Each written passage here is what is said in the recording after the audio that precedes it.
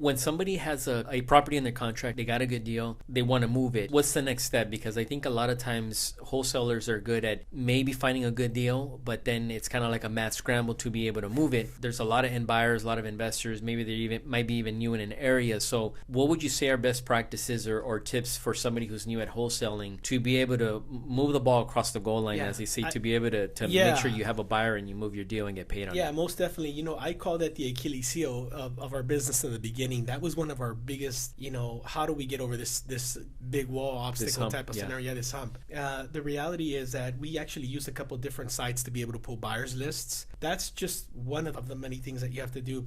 And again, there's a systematic process that people don't understand that goes behind this, but it's not rocket science either. So we use at least a good 3, if not 4 sites that we pull our buyer data from. And the buyer data that we pull is basically within typically a quarter mile of the subject property that we have. If we can find more buyers within a quarter mile or stronger buyers within a quarter mile, that's better for us because they're already active in that area. And then you have to be able to take that data, that raw data, swift through the ones that you want to work with, because some of them are mom and pop buyers and some of them are pro investors, and you typically want to deal with more of the pros than the mom and pops, but there's benefits to both. You got to send off the information to different companies that we use as well to be able to get the cell numbers or the emails of those companies, because you got to have some kind of contact information. And then comes the next part, the actual art of pitching out the deal. There are sites available that we have in our program that we do teach our students. We continually update any changes that we find, different sites that we can use to help not only ourselves, but everybody else involved with us. The other thing that we do is we do go to a Facebook marketplace. That's a common practice that a lot of people use now.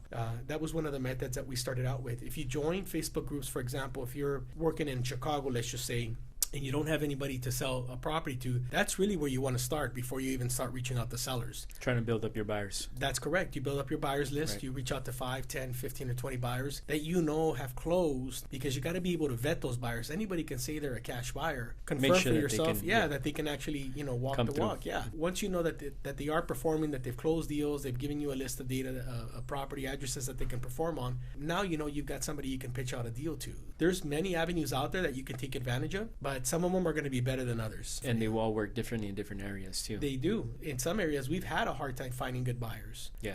And every buyer in every area works a little bit different. There are areas where we pitch out deals to buyers that'll give you a response within a matter of 2 to 3 hours. They move real quick. There are other areas where people take 3 to 5 to 7 days to make a decision on a good deal. It's just the culture of that area, and you got to understand that as well. So just because you're having success in one city wholesaling deals to end buyers that you find through different outlets doesn't mean that they're all going to respond the same, because that's important when you're tying up your properties. You and I know that, Hector. Yeah. Our due diligence period gets extended. Yeah, and I think it's a lot easier to build up the buyer list first and then go try and find a good deal, because cash buyers are cash buyers. If they're active in an area, they're usually, they have been there for a while and they're going to continue to be there. I mean, they'll be there tomorrow and next week and next month. And if you, as you say, if you can vet them and find out, really nail down what it is that they're looking for, you can reverse engineer your marketing to say, hey, this buyer really wants single families in this particular area. You just market for that specific type of product, because you already have a qualified buyer on the back end. One of the things that we teach a lot of the people that we've worked with for years and years is to start in your local market. That really is like the key. That's great advice. Yeah, it's really starting in your backyard, because if you're starting in your backyard, there's a lot of advantages to that. Number one is you're able to see the property that you're working with. You're able to meet the seller. It's easier to close and negotiate with sellers, and you're able to meet the buyers in person so that you can develop your skill in negotiating with buyers. Let's face it, wholesale and buyers that are buying to fix and flip are looking for a great price too. So they're going to negotiate really hard to try to get the best price out of you. And so by you being able to develop the language, techniques, the skills that it requires to be able to be successful in pitching out that deal to that end buyer, you can take that information, that knowledge and wisdom, and go and apply it to other areas that are,